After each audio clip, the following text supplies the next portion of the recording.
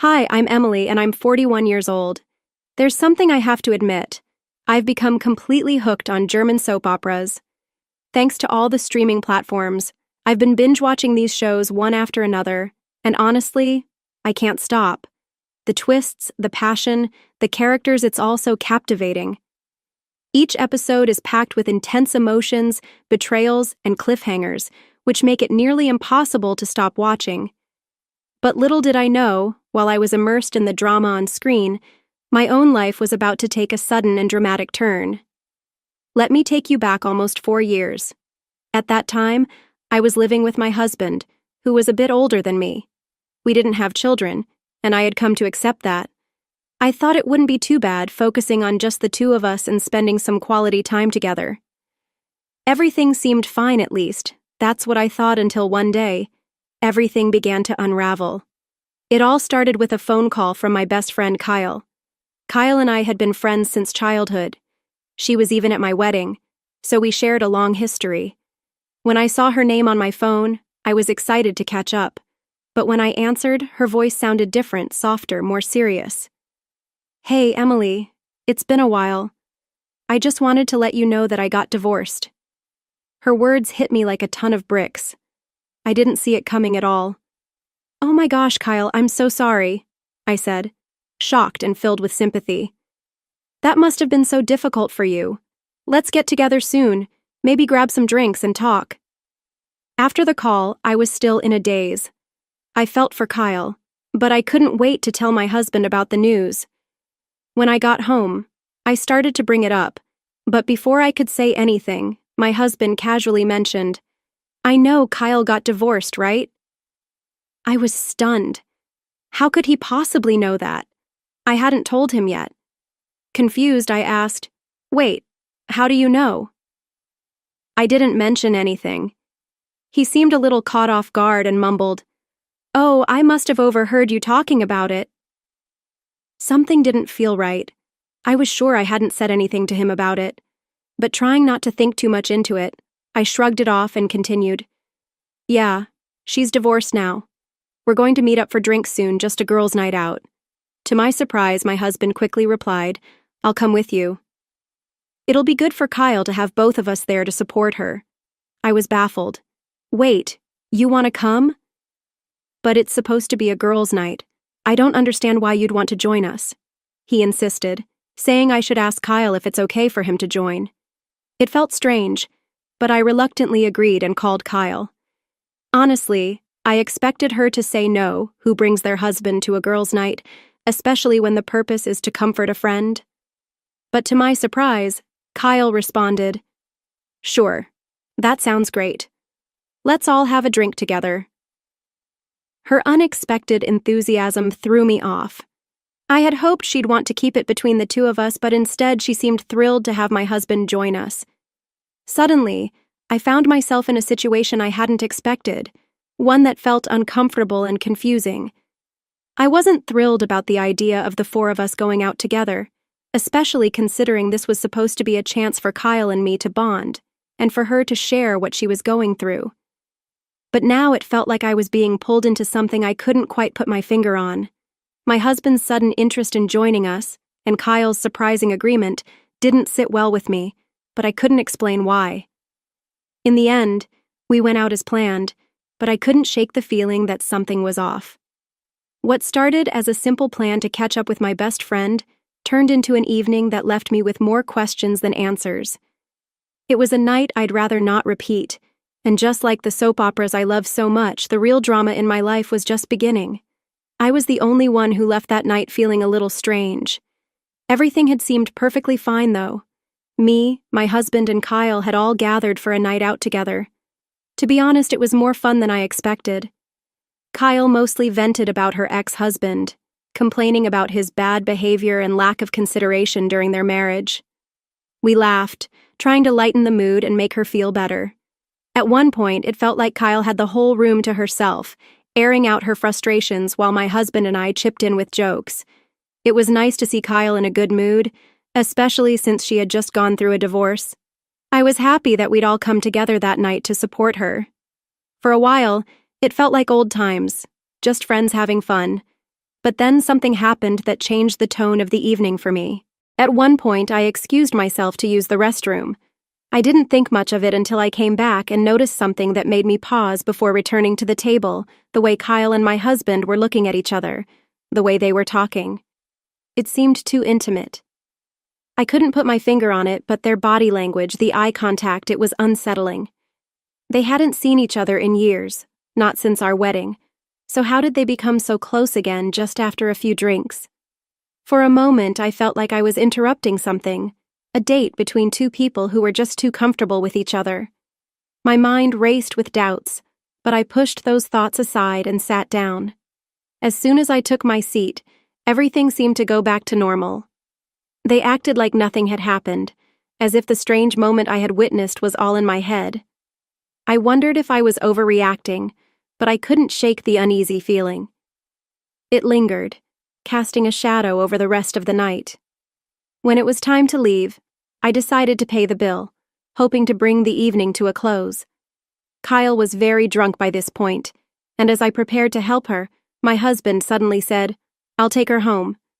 His nonchalant attitude caught me off guard. It wasn't "let's take her home," but "I'll take her home." The casualness of it stung a little. I blinked, confused. "Wait, why you? I'm your wife and I'm not as drunk as she is. We should take her together." But he brushed me off. "She's living alone now and she's wobbling. It's too late for her to go home alone. You take a cab and go home yourself." Something didn't sit right. "If you put her in a cab, she'll go straight to her apartment. What's the problem?" He shook his head. "I'm worried she won't make it to her apartment on her own." I froze.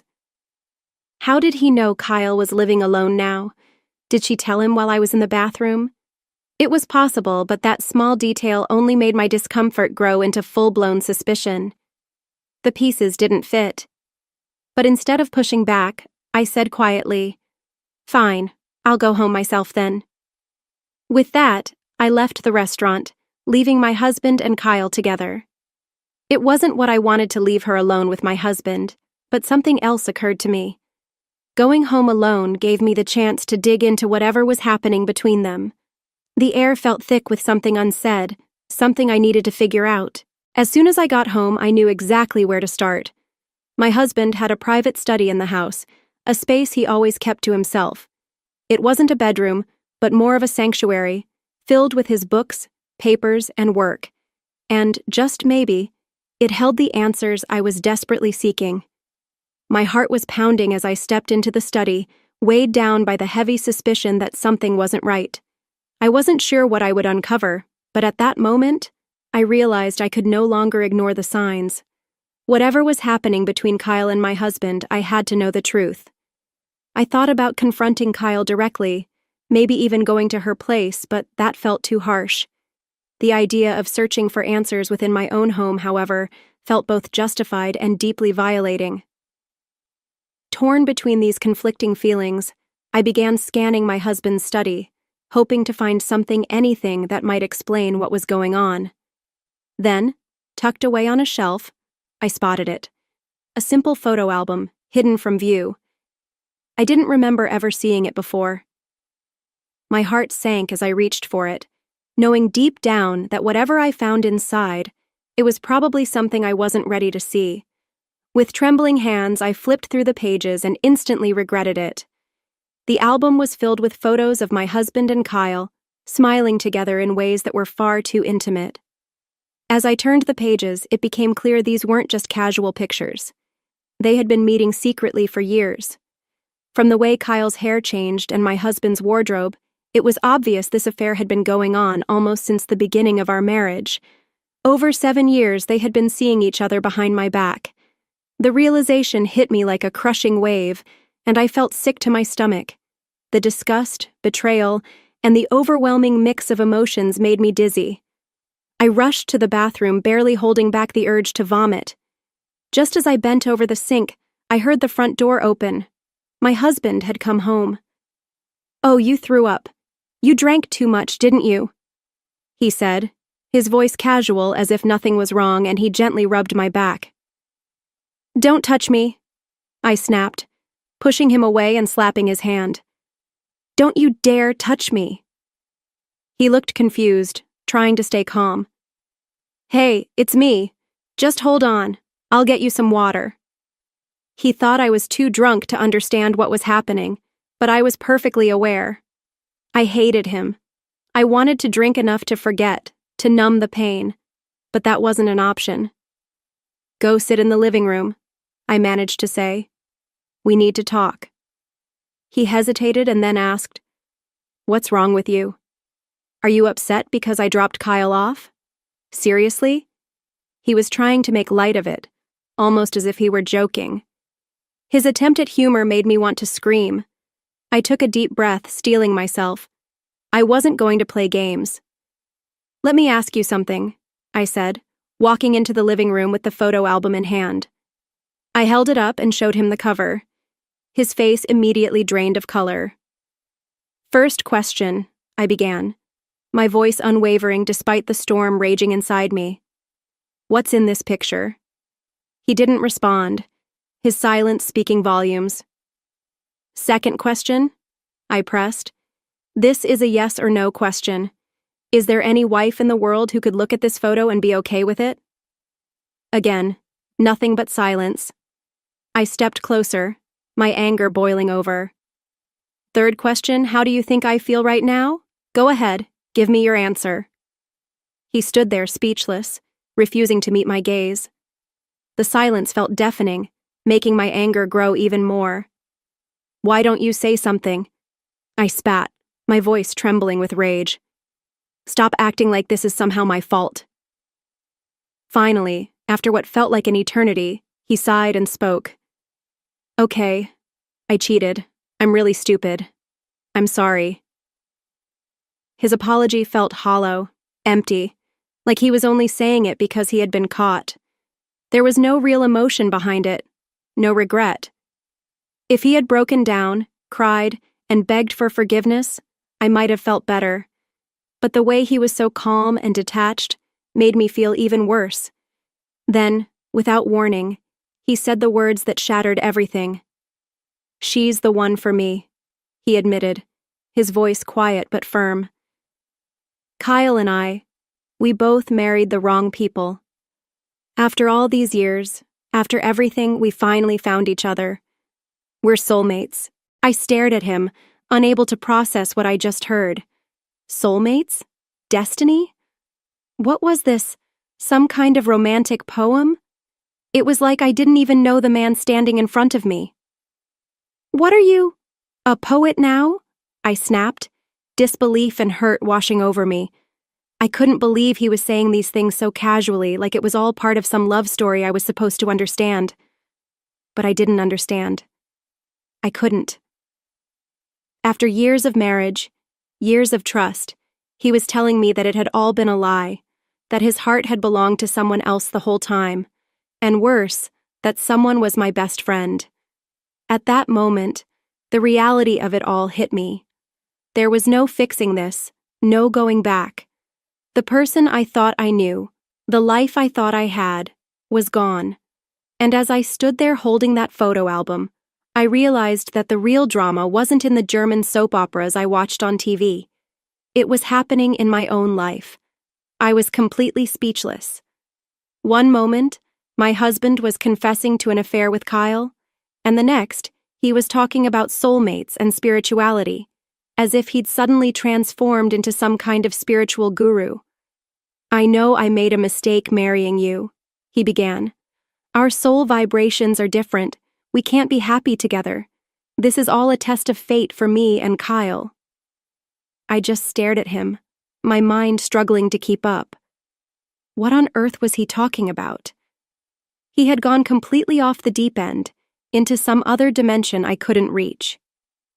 You and I were not connected on a spiritual level, he continued, looking at me like he was doing me some kind of favor by explaining. I hope you understand. Understand? I didn't understand anything. I had no idea what soul vibrations meant or what kind of test of fate he was talking about. What I did understand was that my husband and my best friend had betrayed me. That much was clear. But strangely, I couldn't even cry. I felt numb, In my mind, I was already giving him up to Kyle. If they wanted to be together, fine. He wasn't exactly the greatest husband, and frankly, they probably deserved each other. I have no idea what you're talking about, I said, cutting through the spiritual nonsense. Except for the fact that you're speaking English? He looked a little stunned, but I wasn't done. Honestly, I don't think you and I are compatible either. I always knew you were a bit crazy, but I don't understand any of it. My husband sighed, like he had been expecting this response. So, if you feel that way, you'll agree to divorce me peacefully, right? I want to be with Kyle. I saw where this was heading. He wanted out, clean and simple, no fuss, no whining, but I wasn't about to let him off that easy. Oh, I see, I said, playing along. So no alimony then, huh? He looked confused for a second, like he didn't understand what I was getting at. What? I mean, no, that's not what I cut him off, my voice flat and emotionless. I'm sorry, I must not be spiritually tuned in. I can't hear you anymore, whereas just a minute ago, I could. My husband blinked, trying to process my sarcastic reply. What, Amy? What are you talking about? I had given him a ridiculous answer to his ridiculous request, and now he was the one who was confused. But I didn't care. I stayed silent, completely ignoring him as I walked into the bathroom and turned on the shower. I could hear him shouting behind me. Amy, what kind of person just walks away in the middle of an important conversation? I'll never be free unless you agree to divorce me. But I wasn't listening.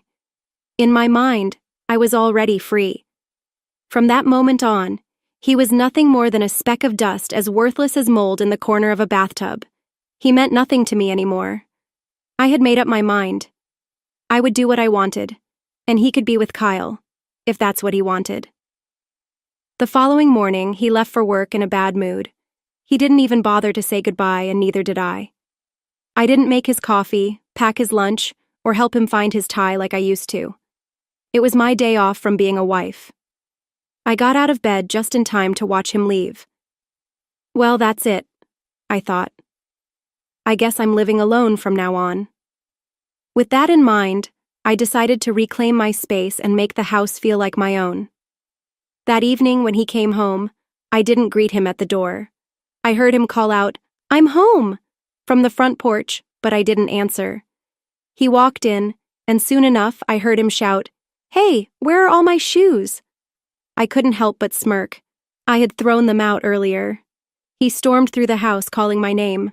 "Amy, where are you? Why did you throw away my shoes?" I was sitting at the dining table, calmly eating an expensive steak and sipping champagne. He burst into the room, shocked to see me enjoying dinner without him. "Why are you eating without me?" he asked, his frustration rising. I barely looked up. "Because I live here alone now," I replied flatly, taking another bite of my steak. "It's normal to eat alone when you live alone." His mouth hung open in disbelief, and I just smiled as I poured myself another glass of champagne. "I've saved up plenty of money," I added, waving a hand toward my meal. "So now I'm enjoying the finer things. Expensive steak, fine champagne. This is my life from now on." With that, I went back to eating, leaving him standing there, speechless and bewildered. For the first time in years, I felt truly free. I didn't even bother to make eye contact with him. I kept my eyes fixed on the TV, laughing at whatever was on while enjoying my meal. I could feel him staring at me, frustrated. "Amy, are you even listening to me?" he snapped. I casually poured myself another glass of champagne, acting as if he wasn't even there. His irritation only made me more amused. "You've got to be kidding me," he muttered under his breath. "We'll talk after I get out of the shower, okay?" I watched him head upstairs to get his pajamas. A few minutes later, I heard a loud thud and the sound of clattering from the stairs. I didn't flinch, still focused on my food. Moments later, he was back downstairs, his voice filled with disbelief. "Amy, why is there nothing in my room? Where are my pajamas?" he shouted. Without looking up, I responded calmly, "I live alone." He stood there completely baffled. What is wrong with you? I can't even take a bath. Are you saying I don't need clothes now? I smirked to myself, but didn't answer. I just finished my meal, ignoring him, then got up from the table. My husband, clearly confused, followed me around the house. Where's my food? He demanded. I finally turned to him, making eye contact for the first time. Go buy your own food. How many times do I have to tell you? I live alone now.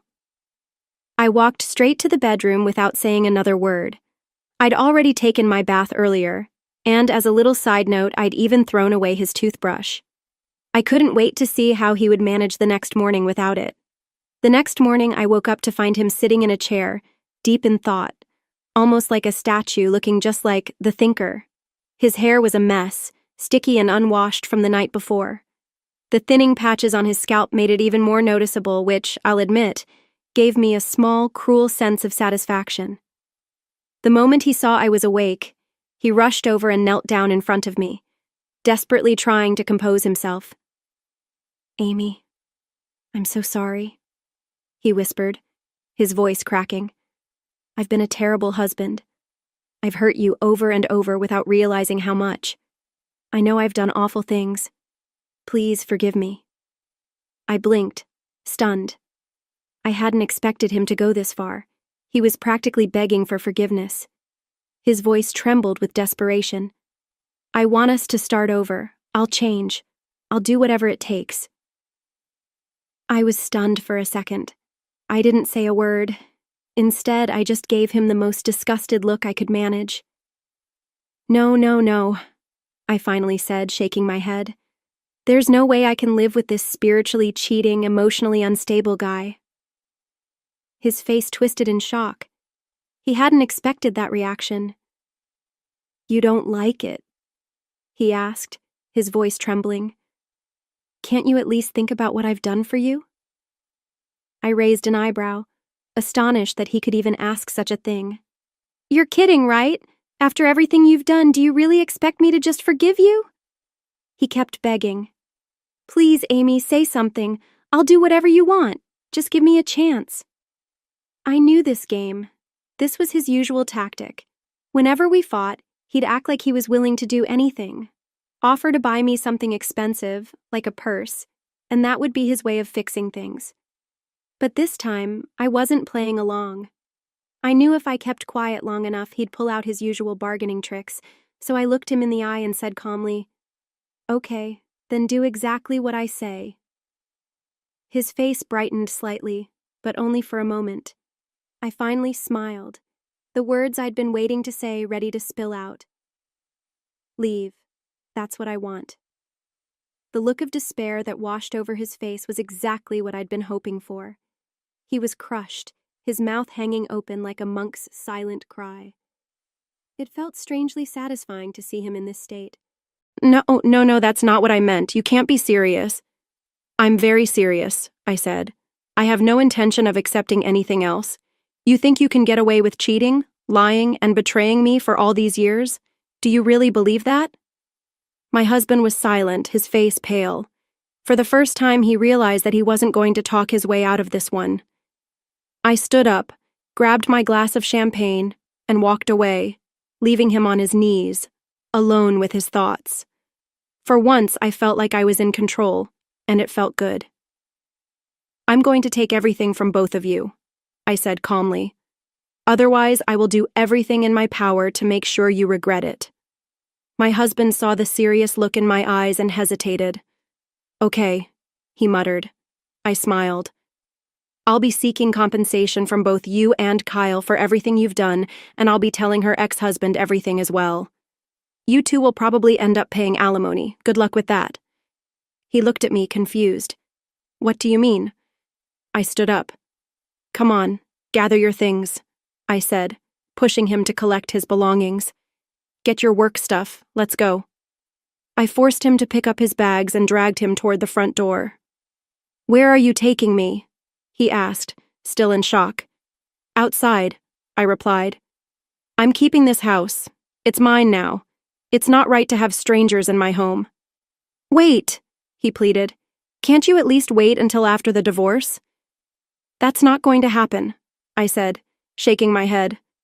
Why not? What the hell, Amy? You were quiet for so long, and now suddenly you're cold and Shut up and get out, I snapped, pushing him out the door with all the strength I had. Years of anger and stress had built up inside me, and at that moment, it all poured out. Sometimes, I guess, all that negative energy has to go somewhere. Before the divorce papers were served, we sat down to talk my husband, Kyle, her ex-husband, and me. Kyle admitted that she had fallen in love with my husband at our wedding. She'd approached him shortly after, and that's when their affair started. They'd kept it secret, planning to wait until both were divorced so they could be together. They had been cheating on both families. When Kyle's ex-husband found out, he was devastated. But honestly, when I heard all of this, I didn't feel much of anything. I was just grateful because I could use all the facts as evidence when asking for alimony. After being kicked out of her house, my husband moved in with Kyle, but when she received alimony demands from both me and her ex-husband, reality hit her hard. She realized, we can't get married if we're both in debt. She dumped my husband and kicked him out of her apartment. I couldn't help but laugh. Wasn't she your soulmate? The one who was spiritually connected to you, and now you're losing her over money? I couldn't hide my disgust at the whole situation. This was the consequence of betraying your wife, I thought to myself. 5 years have passed since then. My ex-husband is still paying alimony, but he had to retire early and ended up using most of his retirement money for it. He's barely making ends meet. As for Kyle, she's deep in debt, and there's no chance she'll find another man who would marry her now. He hasn't changed much, it seems. Kyle is working a tough job now, especially since she used up her savings paying alimony. As for me, I've received a good amount of money, but I don't do anything extravagant. I focus on my work. Life is unpredictable, so I'm just trying to live simply and do what makes me happy. Like they say, if you're ready for anything, you're ready for everything.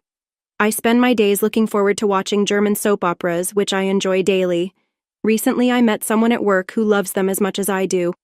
We're even talking about going to Germany together one day, and I'm really looking forward to that. Of course, I won't be checking if our soul vibrations are compatible. I just want to live a peaceful, happy life. My main goal now is simple: to live happier each day.